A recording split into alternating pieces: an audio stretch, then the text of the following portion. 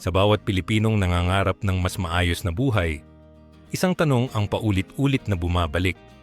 Paano ba talaga yumaman? Hindi ito laging tungkol sa pera o koneksyon. Ang tunay na susi ay nasa pagkatuto. Ang kaalaman, kapag naging ugali, ay nagiging tulay patungo sa tagumpay.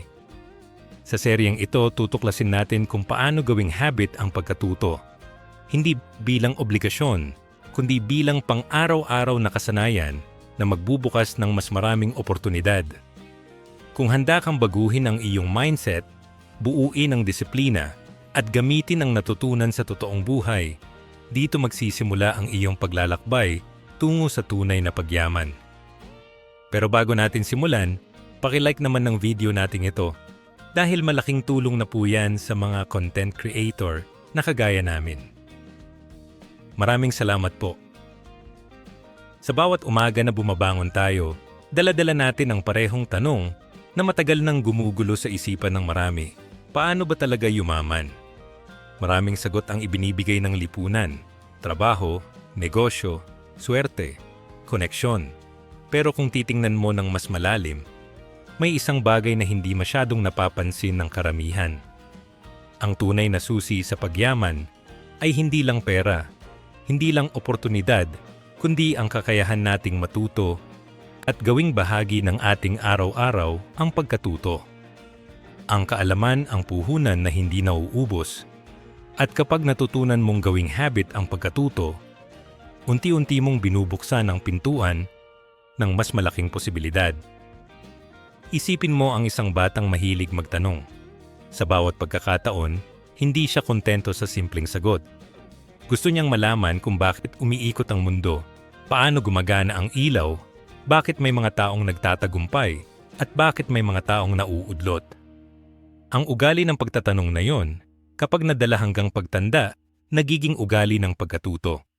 At ang ugali ng pagkatuto, kapag naging tuloy-tuloy, nagiging ugali ng pagyaman.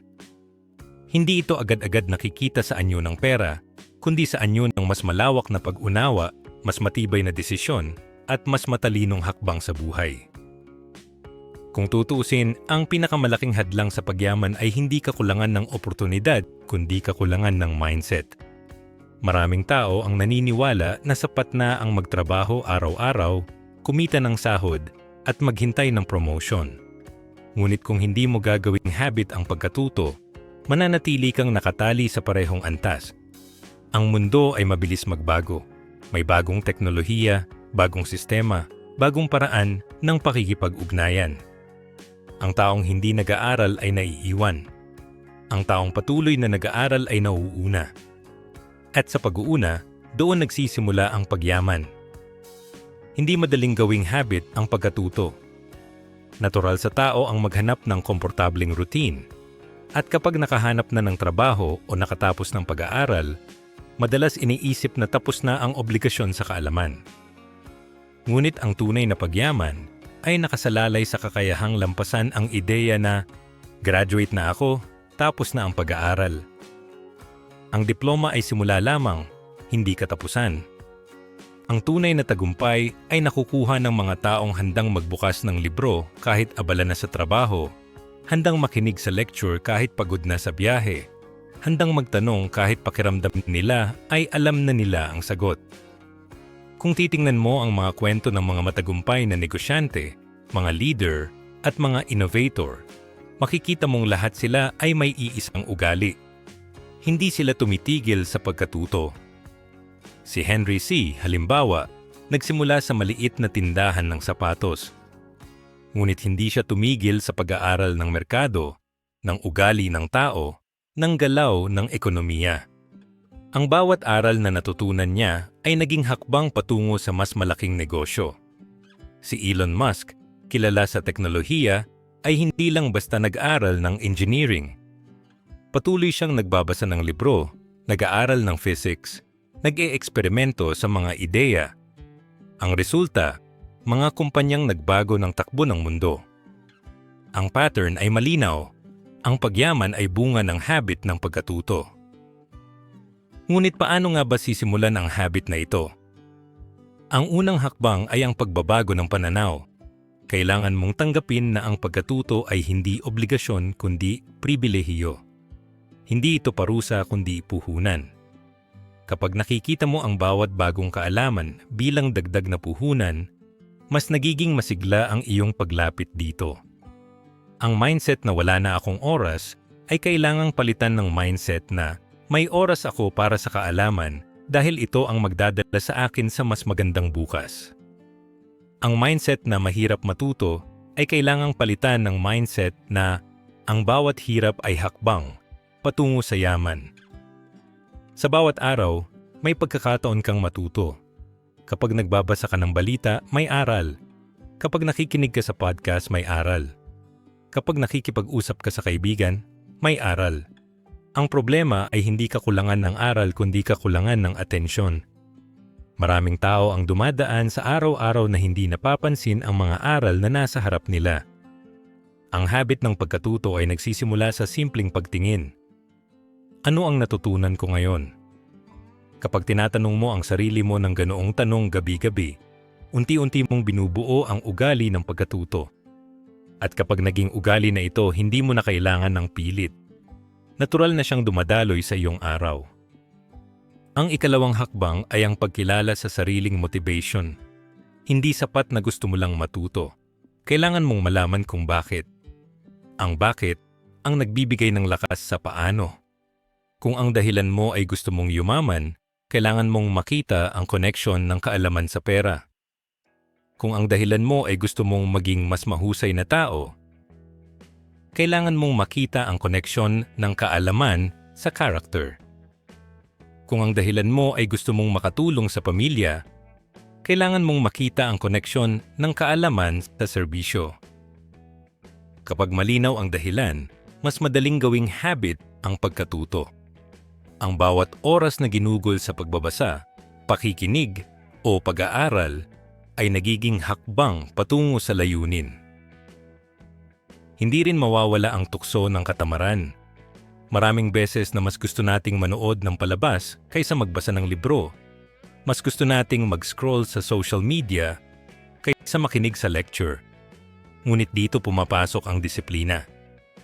Ang habit ng pagkatuto ay hindi nabubuo sa komportableng oras, kundi sa oras na kailangan mong pilitin ang sarili. Kapag natutunan mong lampasan ang tukso ng katamaran, doon nagsisimula ang tunay na pagbabago. Ang bawat maliit na tagumpay laban sa katamaran ay nagiging pundasyon ng mas malaking tagumpay sa hinaharap. Sa huli, ang pagyaman ay hindi lang tungkol sa dami ng pera, kundi sa lawak ng kaalaman. Ang taong mayaman sa kaalaman ay may kakayahang gumawa ng mas matalinong desisyon, pumili ng mas tamang oportunidad, at magbigay ng mas malaking contribution sa lipunan. Ang taong walang habit ng pagkatuto ay madaling malinlang, madaling matalo, madaling maiwan. Ang taong may habit ng pagkatuto ay laging handa, laging alerto, laging nauuna. At sa pag-uuna, doon nagbubukas ang pintuan ng pagyaman. Kung ngayon ay nag-iisip ka kung paano sisimulan ang habit na ito, magsimula ka sa simpleng tanong. Ano ang natutunan ko ngayong araw? Isulat mo sa papel, sa cellphone, o sa isip mo.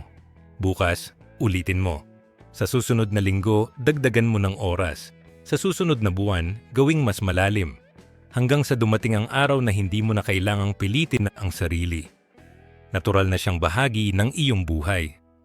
At kapag dumating ang araw na iyon, makikita mong unti-unti nang nagbabago ang iyong pananaw, ang iyong desisyon, at ang iyong kinabukasan. Ang habit ng pagkatuto ay naging habit ng pagyaman. Kapag malinaw na sa iyo ang kahalagahan ng pagkatuto bilang susi sa pagyaman, ang susunod na hamon ay kung paano mo ito gagawing ugali. Maraming tao ang nai-inspire sa ideya ng lifelong learning, pero hindi nila alam kung paano ito isasama sa araw-araw na buhay.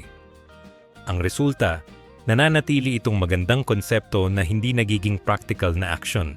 Ang sikreto ay nasa estratehiya, kung paano mo bubuuin ang sistema na magpapatuloy sa iyo kahit mawalan ka ng gana, kahit abala ka, kahit pakiramdam mo ay wala kang oras. Ang habit ng pagkatuto ay hindi aksidente. ito ay produkto ng disiplina, sistema at tamang mindset. Magsimula tayo sa pinakamaliit na hakbang. Ang pagkatuto ay hindi kailangang maging malaki agad. Hindi mo kailangan ng 3 oras na lecture o isang buong libro sa isang upuan. Ang kailangan mo ay maliit na bahagi ng oras na tuloy-tuloy mong inuukol sa bagong kaalaman. Tinatawag itong microlearning. Isipin mo na lang, kung maglalaan ka ng 15 minuto bawat araw para magbasa ng isang artikulo, makinig sa isang podcast, o magsulat ng natutunan mo, sa loob ng isang taon ay makakabuo ka ng higit 5,000 minuto ng bagong kaalaman. Ang maliit na hakbang na iyon, kapag naging tuloy-tuloy, ay nagiging pundasyon ng malaking pagbabago. Ang sikreto ay hindi sa dami ng oras, kundi sa consistency ng oras. Ngunit hindi sapat ang microlearning kung wala kang sistema. Ang tao ay likas na naghahanap ng routine. Kapag wala kang routine, madali kang matabunan ng ibang gawain. Kaya kailangan mong magtakda ng oras para sa pagkatuto. Maaari itong sa umaga bago magsimula ang trabaho o sa gabi bago matulog. Ang mahalaga ay may nakalaan na oras na hindi mo basta-basta isusuko. Kapag ginawa mo ito, unti-unti kang nagkakaroon ng ritual. At ang ritual, kapag paulit-ulit, ay nagiging habit. Ang pagkatuto ay nagiging kasing natural ng pag-inom ng kape o pag-check ng cellphone. Sa modernong panahon, napakaraming paraan para gawing mas madali ang pagkatuto. Nariyan ang mga app na nagbibigay ng daily lessons, mga audiobook na maaari mong pakinggan habang nagbibiyahe, mga online course na maaari mong tapusin kahit nasa bahay ka lang. Ang teknolohiya ay hindi kaaway ng pagkatuto. Ito ang pinakamalaking kakampi mo. Ang kailangan mo lang ay piliin ang tamang tool na akma sa iyong lifestyle.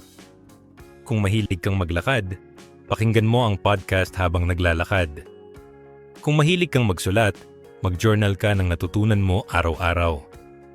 Kung mahilig kang magbasa, maglaan ng oras para sa isang artikulo bago matulog. Ang bawat tao ay may sariling estilo at ang sikreto ay hanapin ang estilo na hindi nakakasakal kundi nakakatulong. Ngunit kahit may sistema at teknolohiya, hindi mawawala ang pinakamalaking kalaban: procrastination. Ang ugali ng pagpapaliban ay parang tahimik na magnanakaw ng oras. Madalas mong sasabihin sa sarili mo, "Bukas na lang ako mag-aaral," hanggang sa dumating ang bukas na hindi na natutuloy. Ang solusyon ay hindi simpleng lakas ng loob, kundi estratehiya.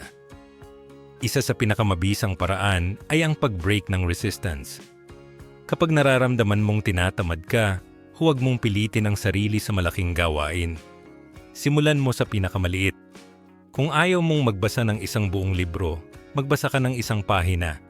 Kung ayaw mong makinig sa isang oras na lecture, makinig ka ng 5 minuto. Ang mahalaga ay magsimula. Kapag nagsimula ka, madalas nawawala ang bigat ng katamaran. Ang unang hakbang ang pinakamahirap, pero kapag nalampasan mo ito, tuloy-tuloy na ang daloy. Isa pang paraan para labanan ang procrastination ay ang reward system. Ang tao ay likas na naghahanap ng gantimpala. Kapag alam mong may kasunod na reward, mas madali mong gagawin ang gawain. Maaari itong simpleng bagay. Pagkatapos mong magbasa ng isang artikulo, manood ka ng paborito mong palabas. Pagkatapos mong magsulat ng journal, kumain ka ng paborito mong snack. Ang reward ay hindi kailangang malaki. Ang mahalaga ay nagbibigay ito ng kasiyahan na nag-uugnay sa pagkatuto.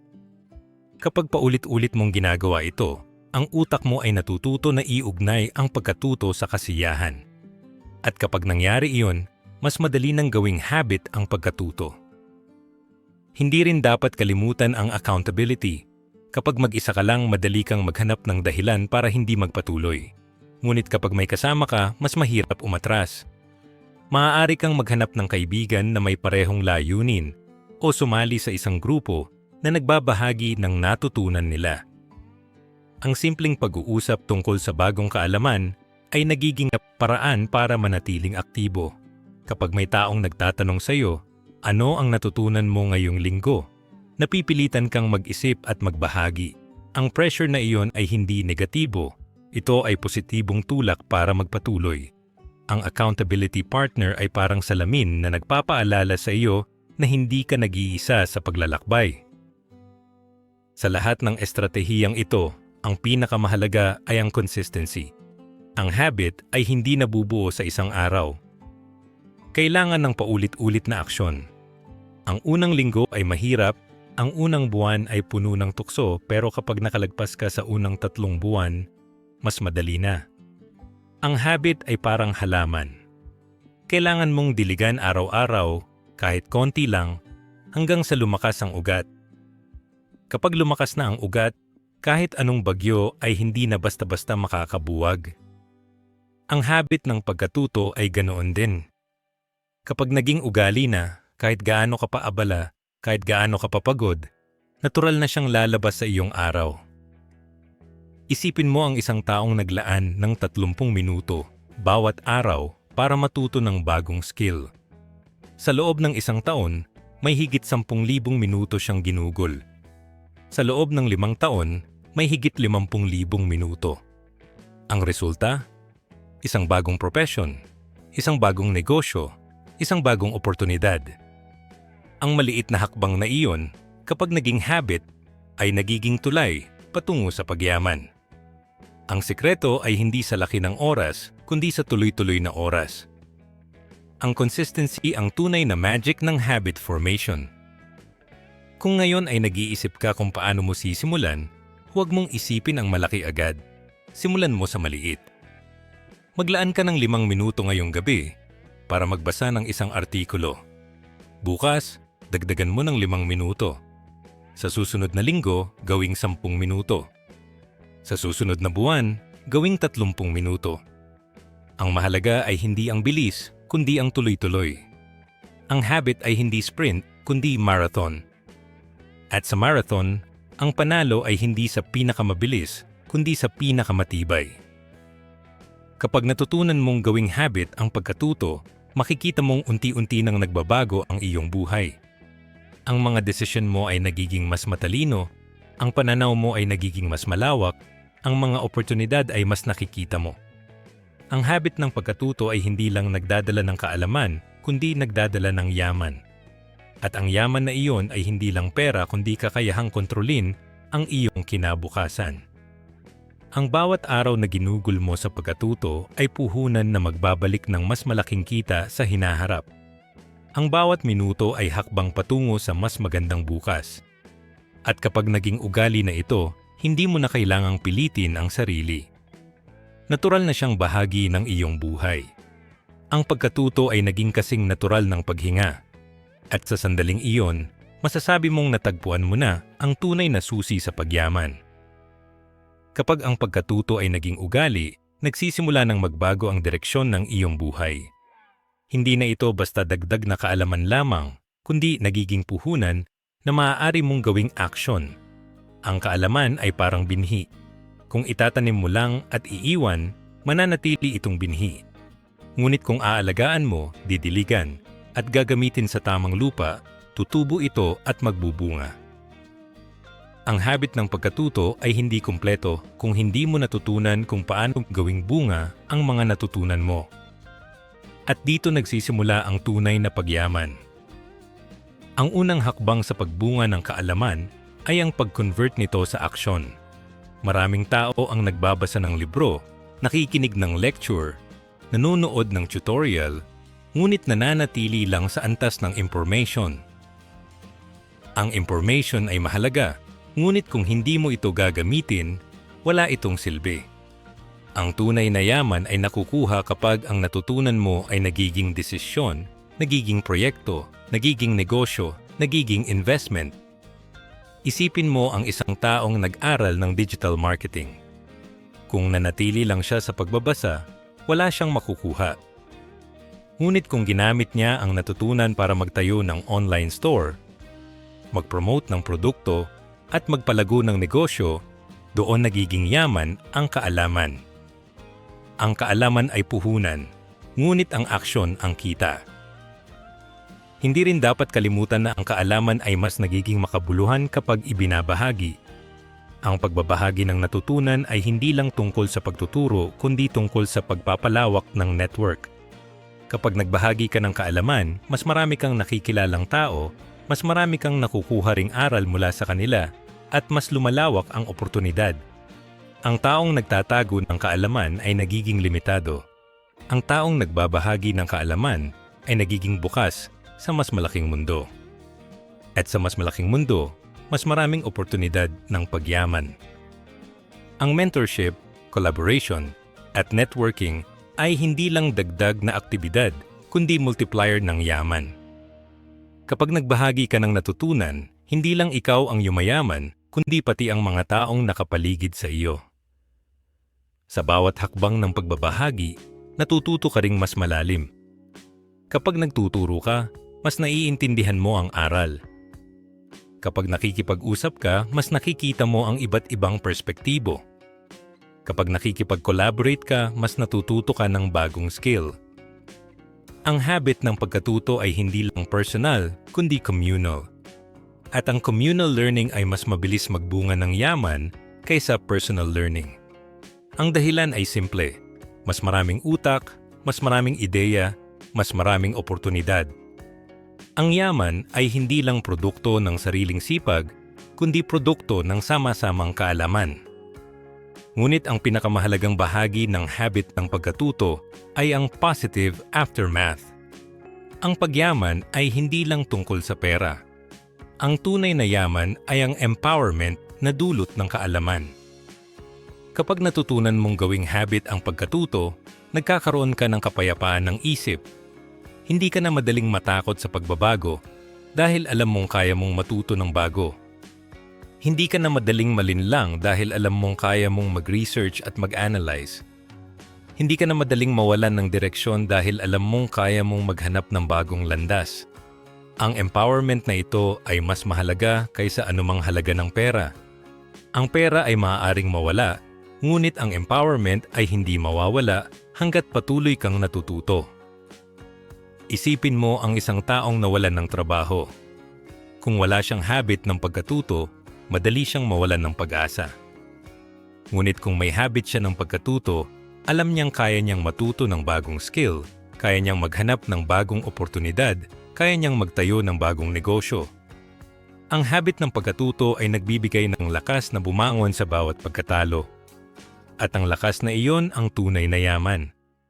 Ang habit ng pagkatuto ay hindi lang nagdadala ng pera, kundi nagdadala ng resilience. At ang resilience ay mas mahalaga kaysa anumang kayamanan. Kapag natutunan mong gawing habit ang pagkatuto, nagiging natural na bahagi ng iyong buhay ang pagbabago. Hindi ka na natatakot sa bagong teknolohiya, sa bagong sistema, sa bagong ideya. Sa halip, natutuwa ka dahil alam mong bawat bago ay pagkakataon para matuto.